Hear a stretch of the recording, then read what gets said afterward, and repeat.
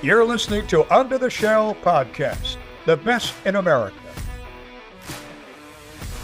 Welcome to Under the Shell, presented by Testudo Times. I'm Brendan Weissel. Sam Jane. And Michael Howes. Men's basketball is playing in the Sweet 16 on Thursday. Women's basketball is playing in the Sweet 16 on Friday. First time both programs have made the Sweet 16 in the same season. One would think that Maryland fans would be over the moon, overjoyed by this news, but that's just not what's happening. Sam, you are in San Francisco for the men's West Regional. Give us a recap of what the heck's going on. Yeah, let's just start kind of when we're recording. This is Wednesday around 10 p.m. Eastern time. It has been an absolutely absurd 2 weeks mainly, but 24 hours for Maryland basketball. We'll start with the Kevin Willard stuff because I think that's the most important thing to talk about there. Obviously, tipping off against number one seeded Florida the day this is released in the Sweet 16. Probably the biggest game of the past at least decade, maybe 20 years of Maryland athletics. And the focus isn't on that, as Brendan talked about. Instead, the focus is on its head coach, who has played the game in the media now for 2 straight weeks.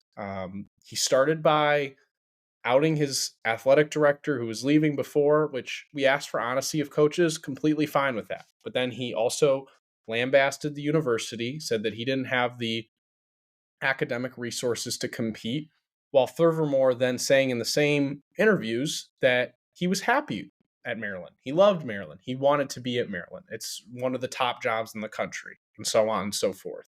That all happened a couple weeks ago.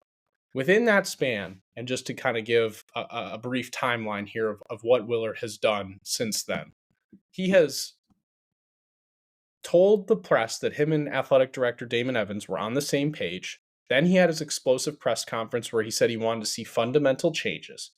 Then he told reporters who asked him about the causes that he had himself brought up in press conferences at tournament and selection Sunday events, by saying there's no situation, I can't control you guys, and basically condescending the entire media for making it about the press, breaking it about his coaching kind of rumors and what he had been talking about.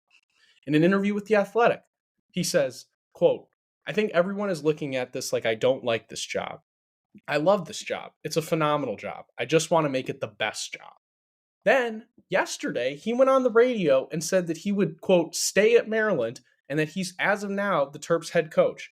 And so all the signs pointing like Willard's just trying to negotiate a contract, so on and so forth. You can have disagreements, as Mike Locksley did, about how he aired them out, things like that, but he's clearly was trying to use the media to negotiate a better contract, what Maryland fans thought was in College Park.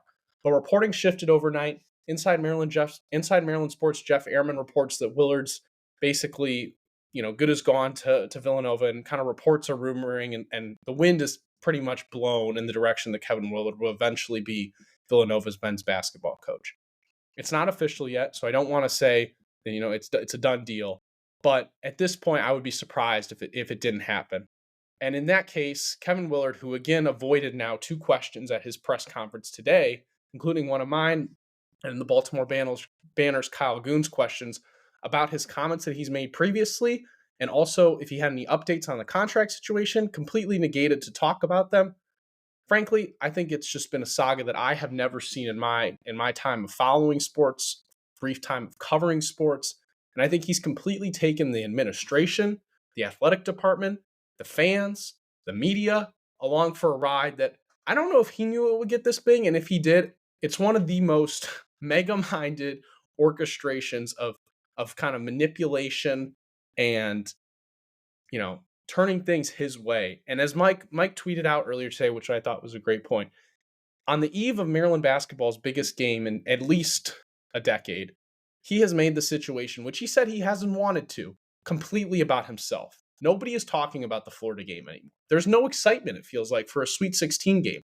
It's completely centered around Kevin Willard. And to me, that's a shame to the players who have put the work in. That's a shame to the fans who have deserved this moment. And that's a shame to Kevin Willard, who's done a great coaching job this season, but has clearly now, I think, shifted the attention. So enough of my rant, but I just think that it's been fascinating to follow, frankly.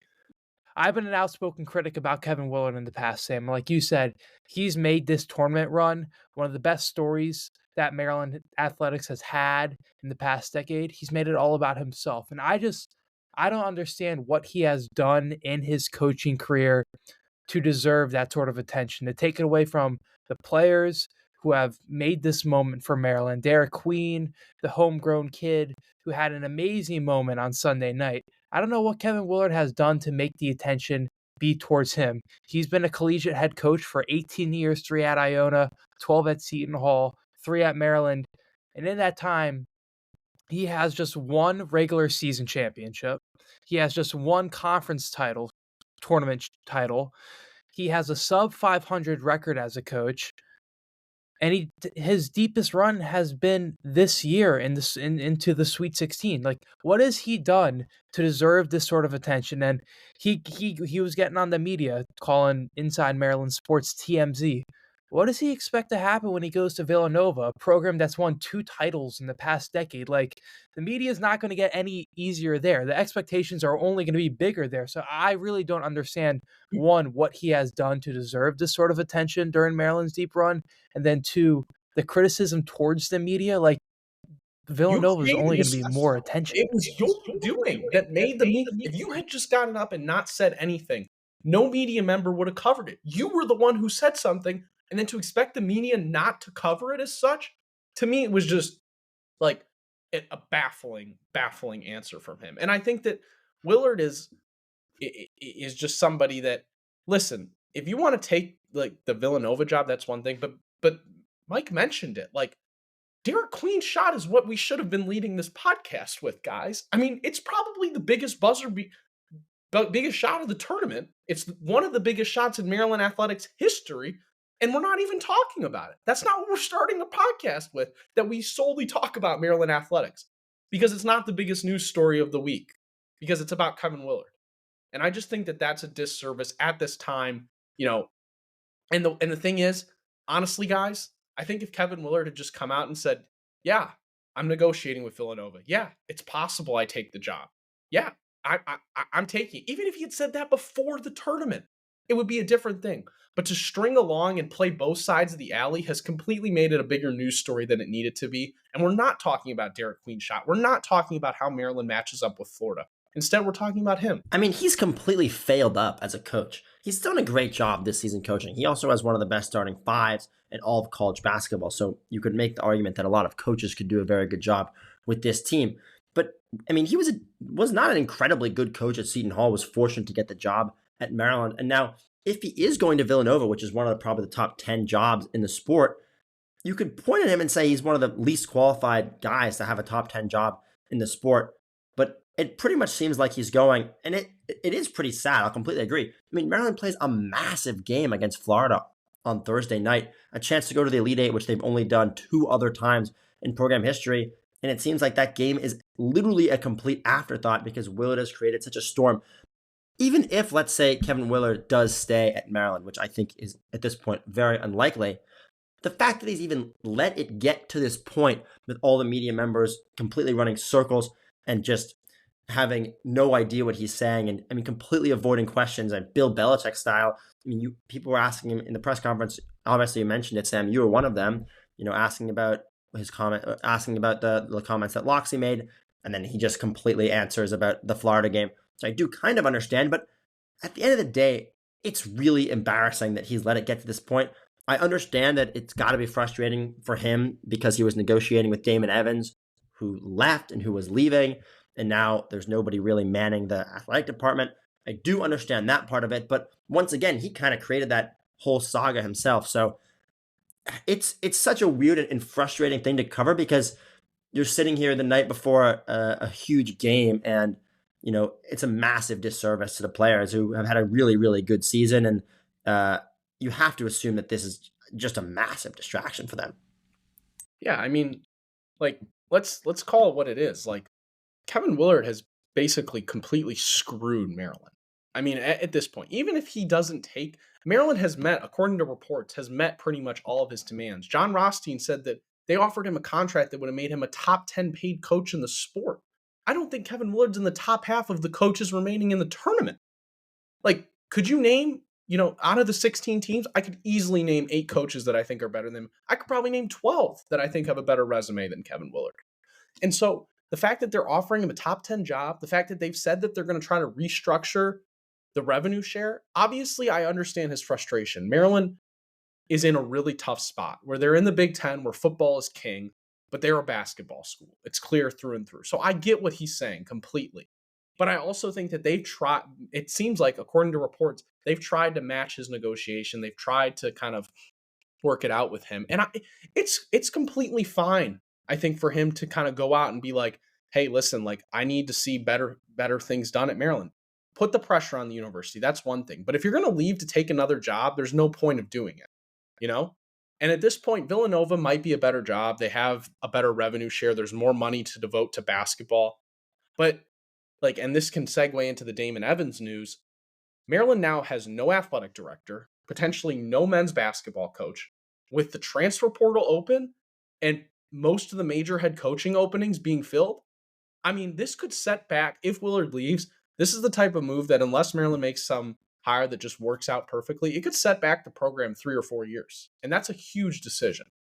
One, why would a recruit want to go to Maryland now? After everything that Willard said the past 2 weeks, why would a recruit be enticed to come to Maryland when Willard is publicly calling for more resources to come to the program? And two, why would a coach, if there is an opening and Willard departs to Villanova, why would a coach want to go to Maryland? Willard just called for all of these resources, saying he doesn't have enough. Why would a coach be interested in coming to Maryland? He completely left the program in shambles if this is the end of his tenure here. I just don't see why he had to leave in this manner, stringing along the fan base, stringing along the athletic department, stringing along the own players on his team. It just does not reflect well on his character. It's extremely embarrassing, honestly. Not something I would have expected out of Willard, but as Sam was saying, the general athletic department is not in a very good place. I'm not sure who you have to hire first. If you have to hire an athletic director first, if you have to hire a men's basketball coach first. I mean, it is a really tough situation to be in. I honestly don't know how the dominoes fall in who you hire first, but let's pivot to the Damon Evans news. Sam kind of summed it up, but he's going to SMU, which is a move that it does make a lot of sense for him. Definitely was not someone who was very loved at Maryland by the fan base. Had some of his issues, but with that being said, I mean, I think you kind of don't know what you have until they leave, and it's like, wow, now that Damon Evans is gone, it sets the program back a couple years probably, and definitely sets it back in this moment in time. And so the way he went out is obviously super weird. Kevin Willard shoves him out the door and slammed it in his face. But I guess SMU is a better job because they have more money, but I mean, they got to a power conference last year. I think it just makes sense for him. It's a football school. He's a football guy. I mean, coming from Georgia, I understood kind of Evans why he left. It felt like he kind of, I mean, he's a survivor, right? Like he lasted through the kind of scandals he had gone through. Like, he never came on our podcast, unfortunately. We tried. I think he kind of saw the writing on the wall, maybe, and with the revenue share and kind of, I mean, I wanted to ask you guys, we didn't even, Michael Oxley's comments about Willard's comments were fascinating too. With the revenue share, I think, dispute that seems bound to happen at Maryland, I think he might have saw that and been like, okay, let me go to a school that is clearly dominated by football. So I thought it made sense for Evans to leave. And I don't think that necessarily Maryland is, if this was a solely, we have to replace Damon Evans, that's not the end of the world. Like, hiring a new athletic director, obviously the timing is not great with the new revenue share and the NIL, but it's doable, right? But I think what Brendan said, where you're having to now hire an athletic director and a head basketball coach potentially, if Willard leaves, what are you going to do? Like you said, B, I mean, you got to hire a coach without an AD. You're going to hire an AD who then has to turn around and hire a coach within like 24 hours, basically. Like, it's just a crazy situation. And I wonder what it means about Loxley's future with Maryland, with a new athletic director coming in. We haven't really touched on Loxley's future and his job security yet, but how much of a leash do you think a new athletic director would give Loxley? Athletic directors, they want to hire their own guys. They want their own guys to be in roles in the department. how long is an athletic director going to give a leash to a guy who just had a 4-8 season with pretty high expectations with an easy slate heading into the year? How much of a leash would Loxley get with a new athletic director? Well, I guess it kind of depends. If Maryland hires a Maryland person, someone who's in-house or someone who's been deeply involved with the program, Loxley's probably in the same position he was with Damon Evans. You kind of have to remember this about athletic directors, is they're not usually these big name people who have to have a lot of success to move somewhere, unlike a head coach, like a head basketball coach. Usually the people who, know the sports and know the school very well, it's they have to be important hires, but they don't have to be these crazy splash things where it's, you have to get the best person for the job. From what I understand, it seems like Mike Loxley is the athletic director. I mean, he's the one who has the most important job in athletics right now. He's clearly gotten the right side of the revenue share as it stands right now with how Damon Evans had it set up. Hasn't had much success, but it's a very weird spot to be in. I think if you polled most Maryland fans, they would say they wish that Willard would stay and that Loxley would leave just based on the success that they had. And so the way it went down is very odd. And my guess is they would also say that they would have liked Damon Evans to leave. So somehow Maryland fans got Yeah, I just think, Brennan, I think, makes a good point. Like, Loxley clearly disagreed with Willard. At the presser, you could just kind of, me and Mike were both there. You could sense when he was talking that he was like, yeah, not a big fan. To start a thing with no comment and then to basically throw a comment, like, not necessarily someone who's super happy with what's going down. I think he obviously had a very close relationship with Damon Evans. I don't know. Like, I think it's too early to say how much I do think pressure builds. Like, anytime a new person comes in, there's a lack of comfortability, maybe. Brennan makes a really strong point about the in-house versus an external option. But I don't think it's something that we can really say until they hire the new AD. And I think that there are more pressing issues. But I do think it's a good point that this is clearly, guys, we're entering a point where this is a critical juncture of Maryland athletics for the two main sports, right? And not just the main sports. Like, college athletics as a whole is being reshaped. This is going to be now year one of the revenue share. How do the non-revenue sports operate? How does the football team now, with a new athletic director and a coach who just had a down year, how does that go about? If they have to make a men's basketball hire after the best program season in potentially 2 decades, what goes on there?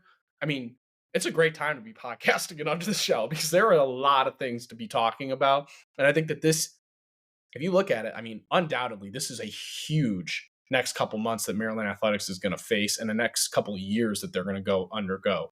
And that's really big picture stuff, which we can always talk about here on BTS.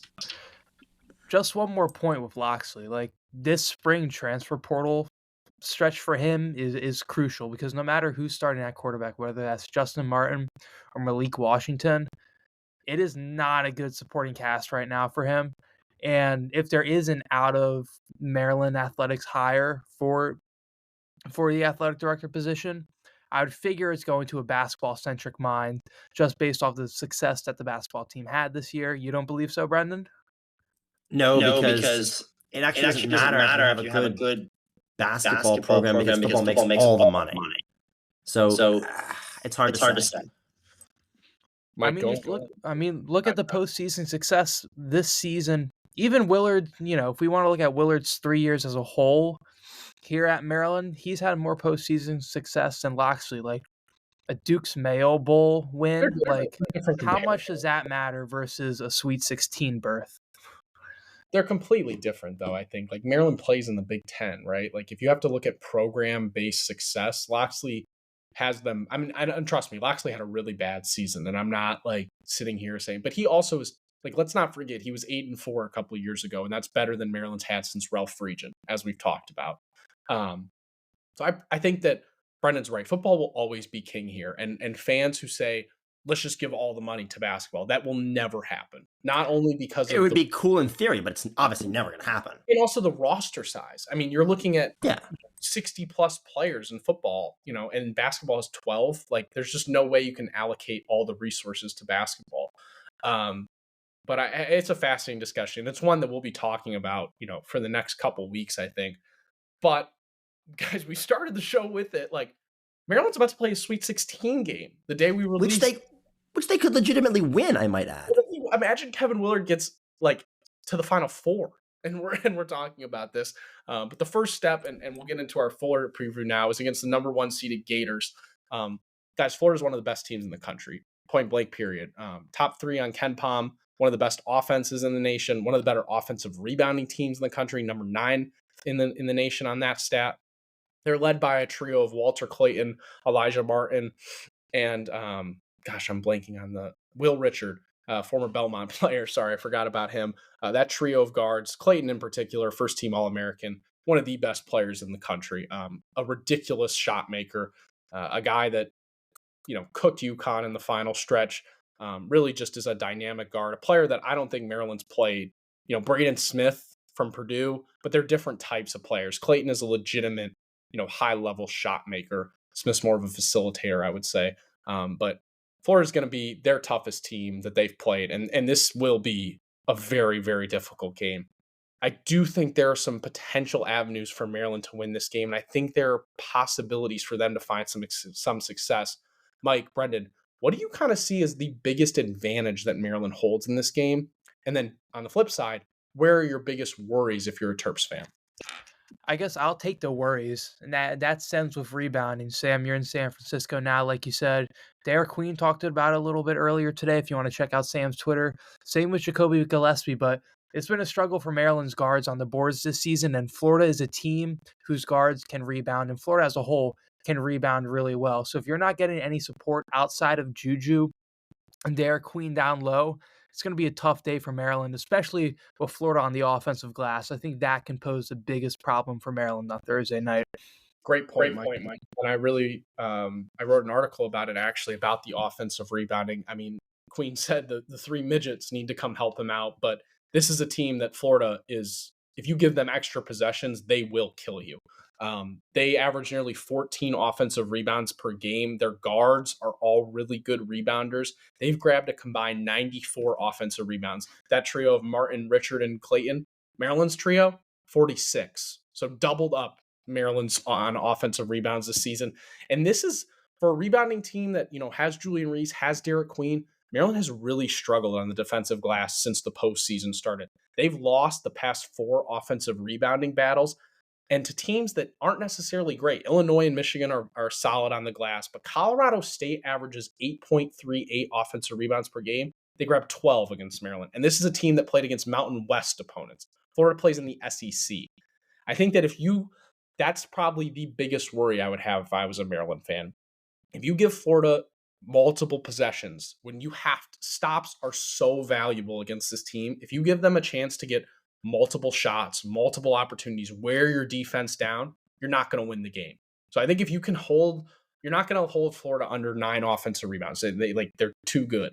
But if you can keep it around that 10 to 11 mark and maybe get a couple of your own, I think you got a chance if you're the Terps. But the guards have to be better offensive rebounding. They're going to switch less, Willard said at the press conference, to kind of keep the size, guys who are matched up to players of their size, not having to box out a 7'1" kid if you're Jacoby Gillespie. But I think that Mike is totally right. That is the biggest concern I would have if I was Willard and company. I'll flip from concerns. I mean, there's a lot of concerns you could have. This Florida team is obviously much deeper than the Maryland team. But the one thing that I think could give you confidence in this Maryland game is they need to control the tempo. And I think for Maryland to win this game, it cannot look like an SEC basketball game. It needs to look like a Big Ten basketball game. And this game needs to be slowed down.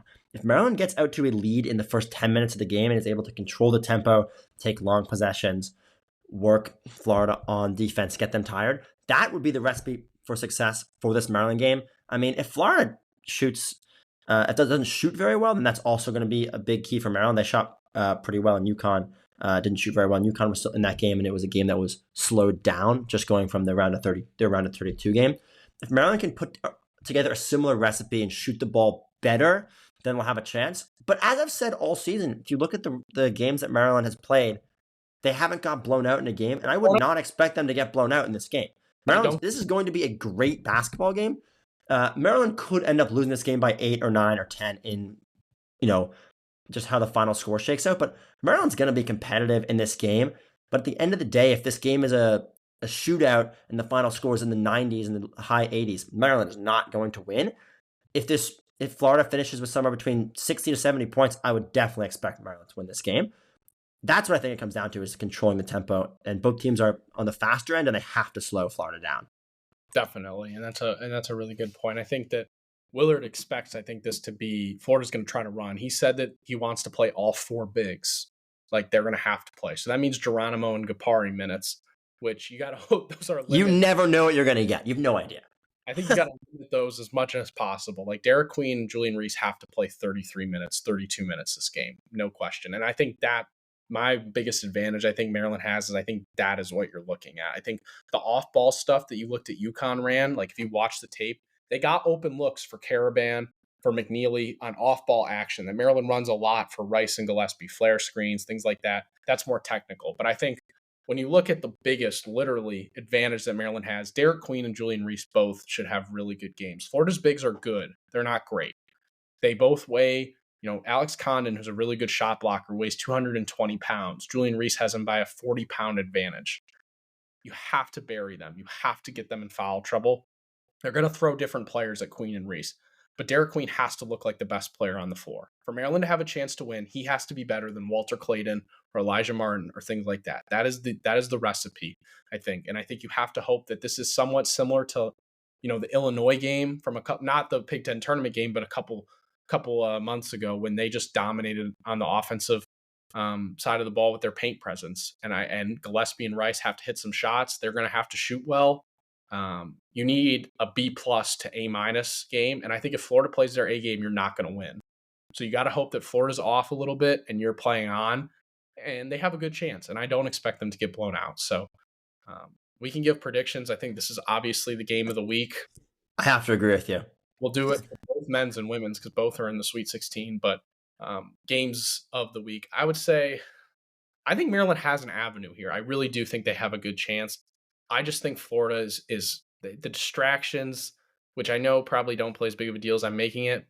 Florida's kind of just overall dominance this season. I'm going to say 79-73 Florida. Yeah, I'll stick with you. I think Florida wins this game, but I like I said, I think it's a good, close basketball game.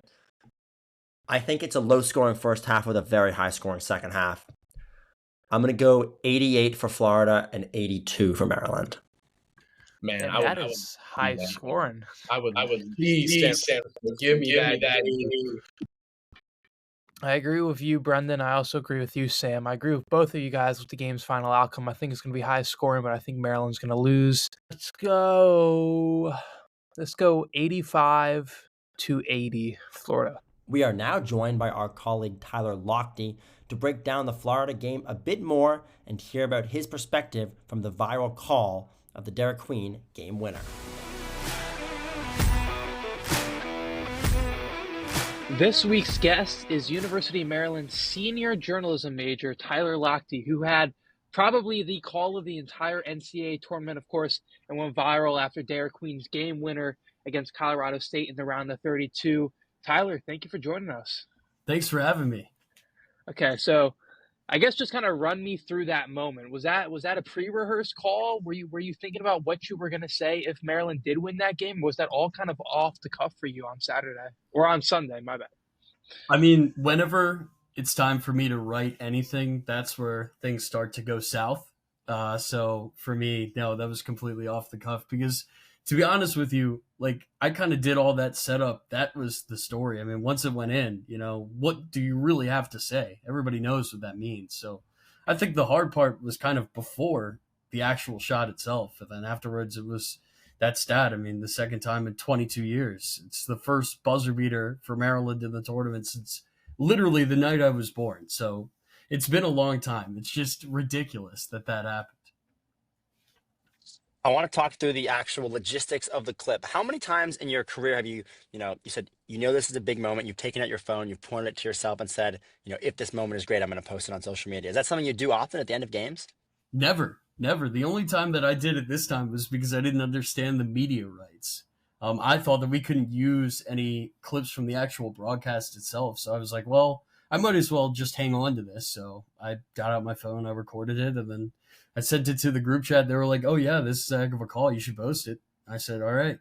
And then it just went crazy.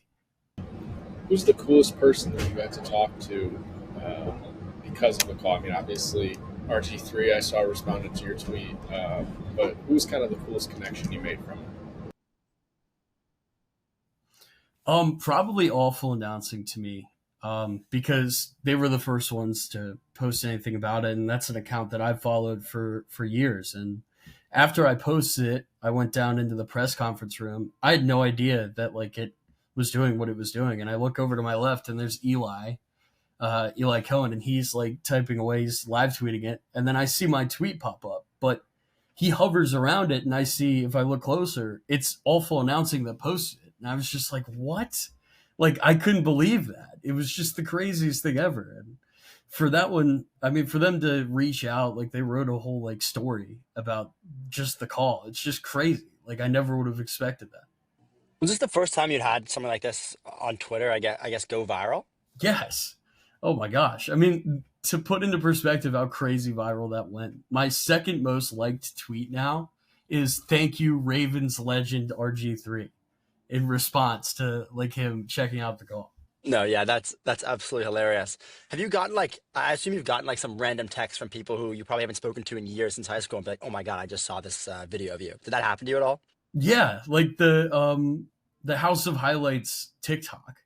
Like so many random people that I haven't spoken to in years sent it to me, and they were like, "Wait, this is you! Like, what in the world is going on?" Like some of them didn't even know, I guess, that like I broadcasted games, so they were just so confused, and I was just, I don't know, like it's crazy. You never know who's going to see it.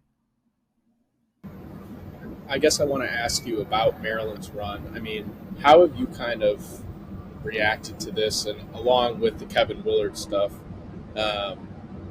What are your feelings on this team? And then moving forward, if we're recording this on Wednesday, if it becomes official that Willard leaves, kind of what would this season mean to you? And what do you think it means for the future of Maryland basketball? Well, for me, as a broadcaster's perspective, it was my turn to do the bowl game for football. And I think going into that, everybody was so confident that we were going to get to 6 wins with that schedule. So I was kind of like, oh yeah, I'm definitely going to be able to do that. But then basketball comes around and I get to do the opener for Plus, which was awesome. And so I think just from that, I really wanted it to be a special season because this is kind of like our last chance as seniors to cover something like that.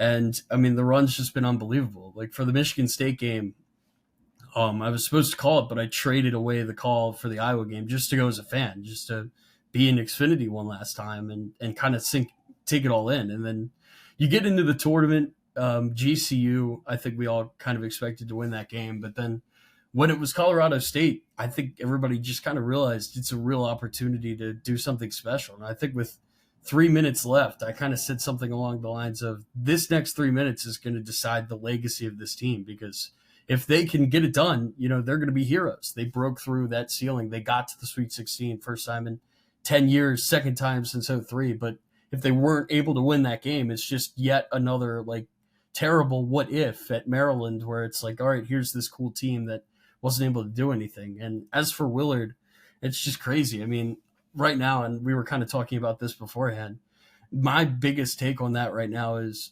imagine if they go and win the tournament. Just how funny would that be? Like after all of this, where it's like, oh, they're not focused.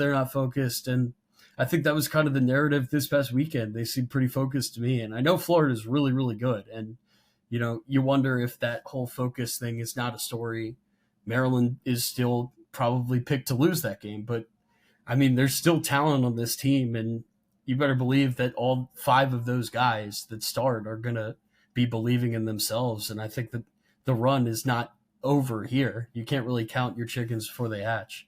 So you're sitting in the press conference after the win against Colorado State. Tell me about a little bit the reaction to Derik Queen's joke there about Kevin Willard. He do pay us the money. They're asking him, what do you like about Kevin Willard? Why do the players respect him? And he says that. What was that like to see DQ right after probably the biggest moment of his career yet, to be popping jokes like that?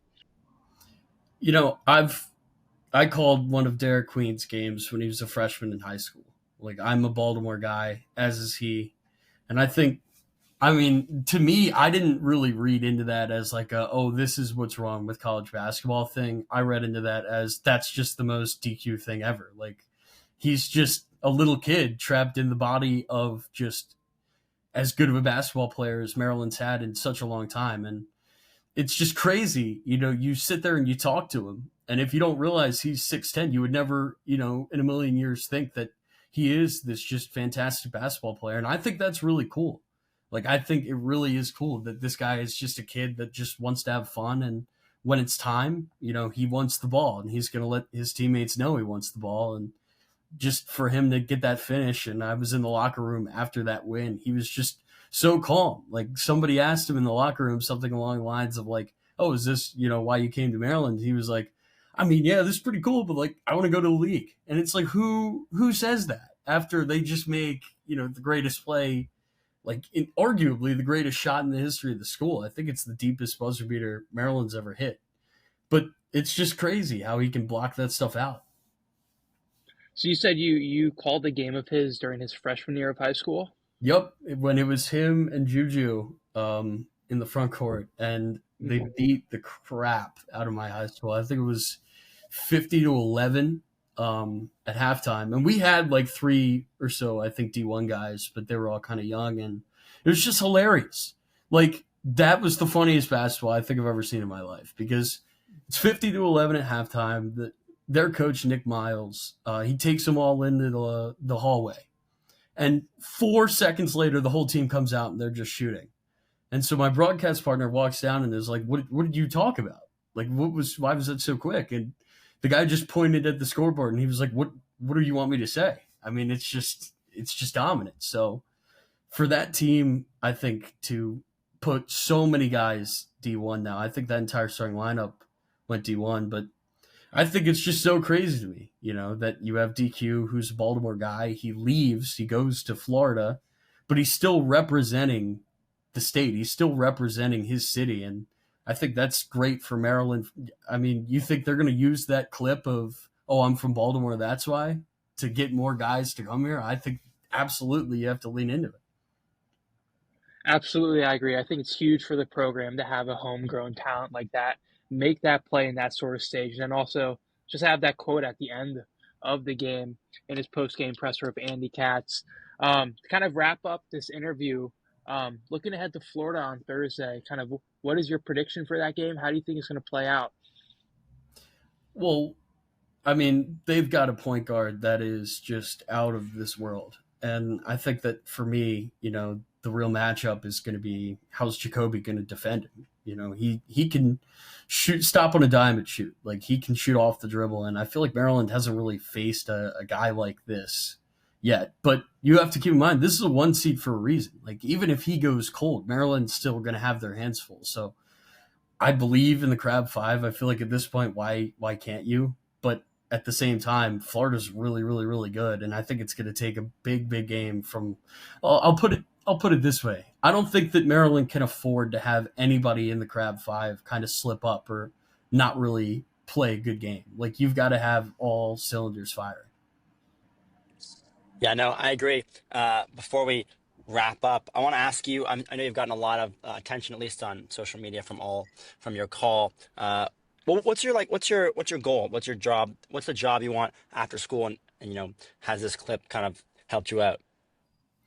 I mean, it definitely doesn't hurt, right? I mean, it's cool because, like, for me, I don't know how many times I've put on a headset and like a crazy moment has happened, and that was just that. I took off the headset and then I moved on to the next game. But for this one, it's kind of just stuck around. Like, every time I go to like class or anything now, it's like, oh, he's famous. And it's like, to me, that's not really, I guess, what it is. But I've already started to do like freelance stuff.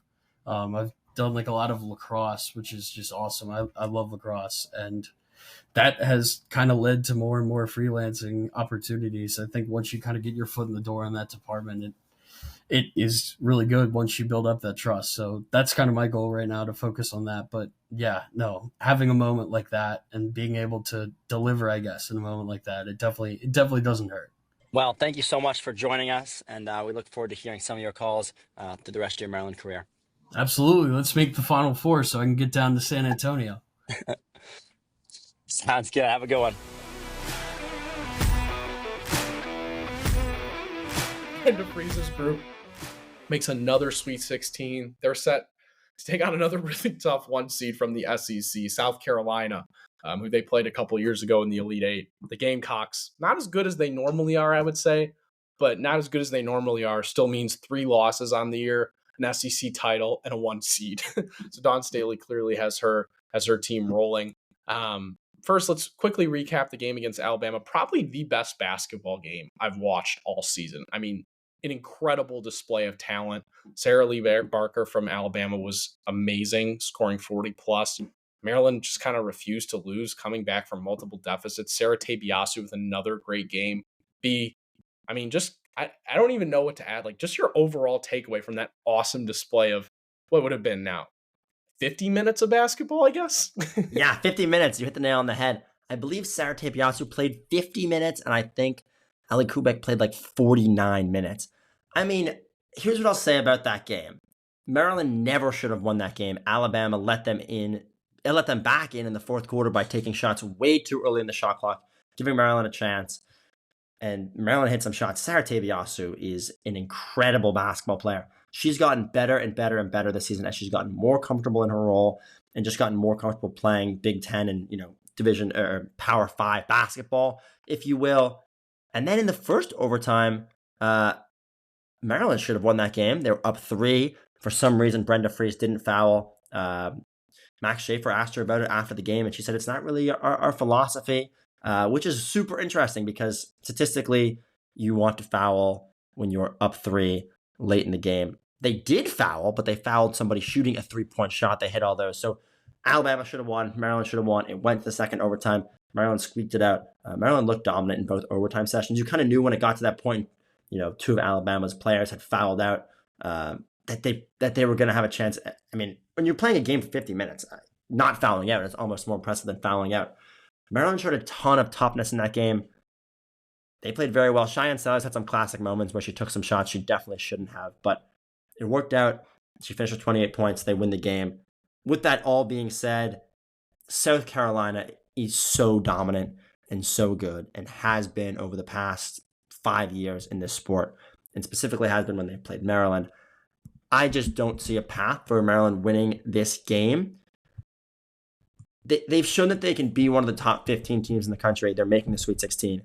But I would say in women's basketball, as we've talked about all year, there is a very big difference between 1 and 6, the top 6 teams in the country, and then the next 10, 15 teams. And Maryland, even when they had Bree McDaniel, was sitting outside that top 6.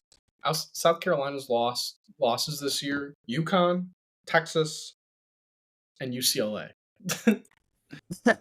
Bunch of 1 and 2 seeds. There we go. Kind of building off what you said, Brendan, I thought that game showed a lot of resiliency from Maryland. Not only to come back from the double-digit deficit in the fourth quarter, but then to overcome an absolutely, I don't know what to call that mental lapse there by Paul Barger at the end of the first overtime. I don't understand why you jump into the shooter there in that situation. Just jump straight up. But then she makes a very difficult shot. Yeah, like really, really bad defensive lapse there. But to overcome that mental error too, and to still win in double overtime, they showed a lot of resiliency from Brenda Fries' squad. Like you said, Sarah Tabiasu seemed like she was not missing a single shot from the end of the fourth quarter to the end of the second overtime. Like you said, she's really, really hitting her stride late in the season for Maryland. It's a good thing to see, but I don't know how much that resiliency and how much those performances can carry into a game against South Carolina. It just seems like the road kind of ends there. It's a really tough draw, but it's going to be tough when you have to face a 1 seed anyways in the second weekend. I mean, SC stats to kind of break it down. They have a 23.5 point differential this year. That's the best in the SEC, which is always a really good conference. They have national title experience. Malaysia Falali, Chloe Kitts, Ashlyn Watkins were all on the team last. Raven Johnson, Tessa Johnson. These are all players that have played. They added a freshman, Joyce Edwards, who's averaging 13 points a game. They're averaging over 80 points a game and allowing, a ridiculously low amount of points too. Around 60 points per game. They don't shoot it great, only 33%, but that's better than they have in the past. And they shoot it at 46.5% from the field, guys. Nearly 50% from the field. They block 5.7 shots a game and have a 1.4 assist to turn. I mean, the stats could go on forever. This is going to be a really difficult game for Maryland to win, as Mike said. I think that really your only chance is just kind of hoping that, Shai Sellers has a legacy game. Sarah Tabiasu can win the matchup against, South Carolina's guards, and your guards just dominate, and then hope you have a ridiculous shooting night. But I mean, we can do our predictions here. I would say my guess would be South Carolina 79, Maryland 67. I would say. I'll go South Carolina 80, Maryland 55. Yeah, Mike. I mean, Maryland's sitting at, a 17-point underdog. So, you have to think it's Vegas at least doesn't think it's going to be a particularly close game. But if everybody on Maryland has their A game, Shai plays really well. Ali Kubek has another classic postseason performance. Mira McLean plays incredible defensively like she did. Maryland could keep this game close, but as Sam said, the offensive shooting power of South Carolina is going to be extremely tough, and this team could very legitimately win the NCAA tournament. I'll take South Carolina 92 to Maryland's 79. That's my prediction.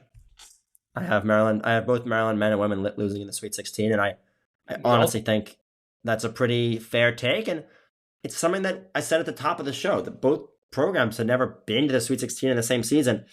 When you kind of really sit back and think about the men's program, obviously we're done with that segment, but they really just aren't as good as you think. I mean, Maryland's a basketball school, but the fact that they've only been to the Elite Eight twice is pretty comedic. The Washington Post just did a story where they kind of laid out Villanova's success versus Maryland's, and I mean, it's not even close the past couple decades. So, enough of Kevin Willard talk. We've talked about him enough. Let's quickly hit on the other sports that went down. Brendan, give us the recap of men's lacrosse, women's lacrosse, and wrestling. I'll do it in as efficient way as possible. Not a good weekend to be Maryland men's and or women's lacrosse. I had come into the year saying the key to Maryland men's lacrosse winning is keeping their opponent at 10 or under. Michigan scored 11. Their 11th goal did come in triple overtime. Michigan just has Maryland's number. I mean, they've won 4 of the last 4 against Maryland. Maryland hasn't beat them since 2002. It's a very close back and forth game. No team led by more than 2 the entire game, but it was pretty clear from the jump that it was going to be a pretty classic Michigan-Maryland lacrosse game, as we've seen in the past 4 years, was that Maryland was going to play very well, but Michigan at the end of the day was going to control the tempo. Maryland won the face-off battle, but Michigan controlled the turnovers, and it did seem for most of that game like Michigan was in control. Logan McDaney regressed from his previous 7 games where he looked like the best goalkeeper in the country. His stats still have him as being one of the best. He just didn't have the best of the game, and the whole team didn't really have their greatest game. I'm not super concerned overall with this team. They stay at second in the country. It's the type of thing where they can easily beat any team in the country on any day. They happen to have a pretty subpar performance against Michigan, a team who's had their number. I would say this team still has a very good chance to have a lot of success in the Big Ten and the NCAA tournament. So they get Penn State, who's now 6th in the country. They were ranked 2nd in the country before last weekend. They also lost. The whole men's lacrosse world right now is kind of in a back and forth where no team has looked super, super dominant now that Maryland has lost and some of the top teams have gone out. That's men's lacrosse. Women's lacrosse somehow had a significantly worse weekend. They lost by 12 goals to Northwestern. Not beautiful at all, a game there. Maryland actually won draw controls 14-9, so it is a bit remarkable that they lost that game by 12. You can't start the way they started and expect to win the game. Northwestern was up 8-1 after the first quarter. Maryland does not have the offensive star power to score that many goals at the same time as holding Northwestern.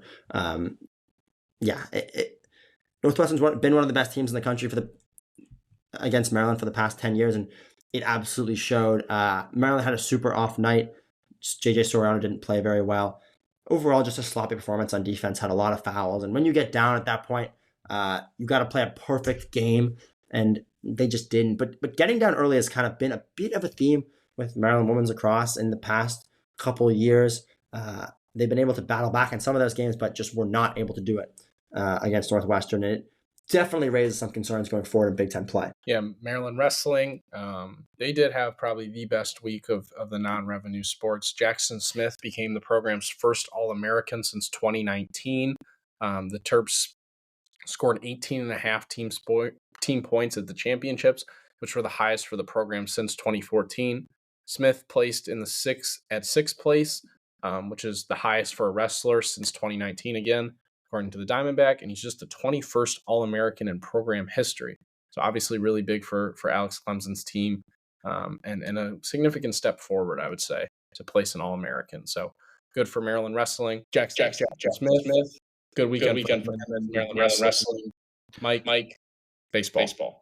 Maryland baseball might have had actually the worst weekend. I think that might rival the lacrosse teams.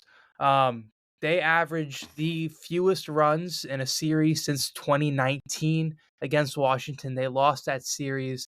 They left Seattle 12-12, 500. A record coach Swope said that team should not even be close to having with the amount of talent that they have. But after losing 4-12 on Friday, they won a close 2-1 game on Saturday against Washington before then getting shut out on Sunday 2-0 against the Huskies. Last two games against Washington, that's an offensive performance. Swope said he doesn't remember the last time Maryland scored that few of runs when he was with Terps. He's been with the program since the early 2010s. But of course, Maryland then had a game against George Mason on Tuesday, a good bounce-back performance from them.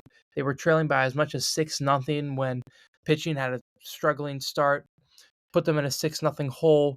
Terps then rallied back, which include a 9-run 8th inning, giving them a 15-8 win over George Mason. Looking ahead to this weekend, they're facing Northwestern. It'll be in College Park. Northwestern, cool little nugget here. Alex Clarko played for Northwestern for his first two collegiate seasons. This will be his last time facing his former school. I have a pretty cool story about Alex Clarko and his collegiate journey dropping on Friday with the Diamondback, which you should check out. But it's a pretty big weekend for Maryland. They're going to be 13-12. Another 1-2 weekend puts them at 14-14. Coach Swope's team really needs to win a series. They have not won a single series this season through 4 series. Again, not the start Coach Swope wants, and this could be a real turning point for them if they win this weekend against the struggling Northwestern team. Yeah, you summed it up, Mike. Not a good weekend for baseball. I'll talk softball for 10 seconds. The record sits at 15-15, 3-4 in conference. They did get a series win over Rutgers about 2 weeks ago, as I predicted, but since then lost 2 games to Michigan and lost 1 to Purdue. Now they have UCLA at home coming up this weekend, which is fortunate because UCLA is the number 7 team in the country, and you would not want to travel all the way to California to face them. It's an extremely weird time to be covering Maryland athletics. Definitely good for our clicks, but it's super odd overall with all the Willard news. But hey, 2 teams are in the Sweet 16. You never know what's going to happen. But for some slightly better news, let's look back with a terrific Terp. For this week's terrific Terp, let's take it back to the last time Maryland men's basketball was in the Sweet 16. The year was 2016, and Maryland took down South Dakota State and Hawaii before losing to Kansas in the Sweet 16.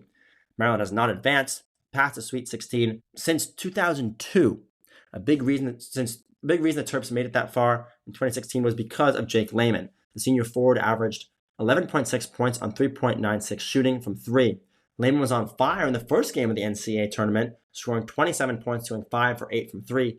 The other rounds, however, were not so kind to him, as he went a combined 0 for 8 from 3. Nonetheless, Layman found himself in position to get drafted. In his 4 years at Maryland, he played in a total of 141 games. He grew up in Massachusetts and played high school basketball there, but always had his eyes on the Terps because of his cousins who grew up in the area.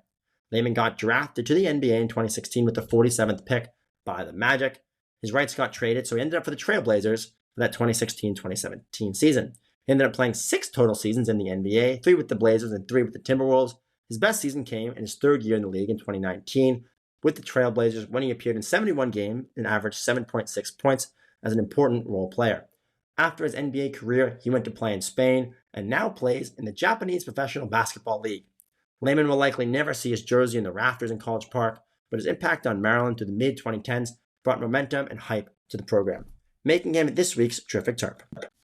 That is a great, terrific terp, Brendan. I did not know that Jake Layman now plays in Japan. I remember watching a whole lot of his games growing up as a Maryland fan, though. That was a really fun stretch watching those Mellow Trimble teams. But great, terrific terp. We'll see you guys next week. Who knows if Kevin Willard is still the coach at the University of Maryland, but we'll be covering it all next week. Make sure to follow us on Spotify, Apple Podcasts, Instagram, TikTok, YouTube, anywhere where you can find your news. We are there. Thank you guys and have a good day. Guess what? You got Under the Shell Podcast. Nobody does it better.